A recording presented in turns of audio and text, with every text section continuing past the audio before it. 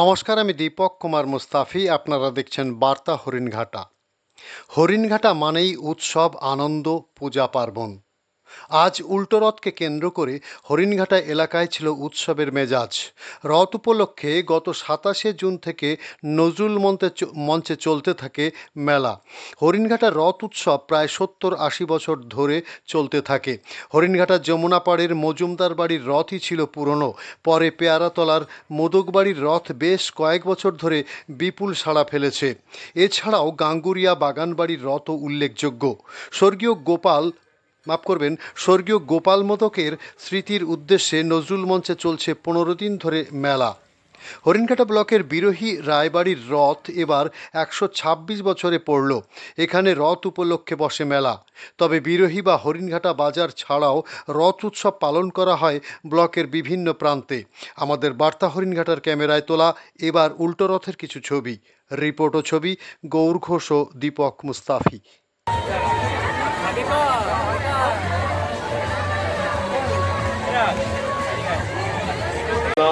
হরিণঘাটা ডাকবাংলা মাঠে মেলা চলছে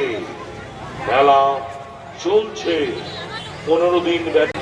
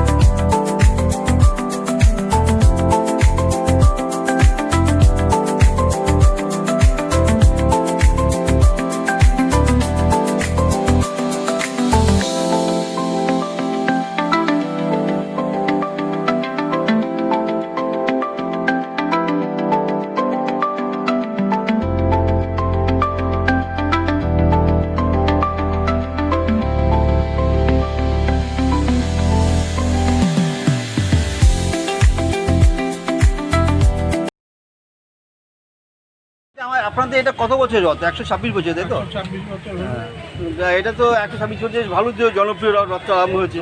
আর এমনি অঞ্চলে তো আরেকটা ছিল না, আমাদেরটাই প্রথম। তার জন্য এটা আগাগোড়াই খুব ভিড়। উল্টো রথ, সোজা রথ, দুটো রথই খুব ভিড়। তো মোটামুটি তো প্রত্যেক বছর চলছে এই রথটা, হ্যাঁ। আরও চলবে আজীবন, চলবে। যতদিন থাকবে রায়বাড়ি, তাই তো? রায়বাড়ি যতদিন আছে রথ খুব থাকবে। আপনার নাম পরিচয়? আমার নাম দেবকুমার রায়, আমি রায়বাড়ি সদস্য।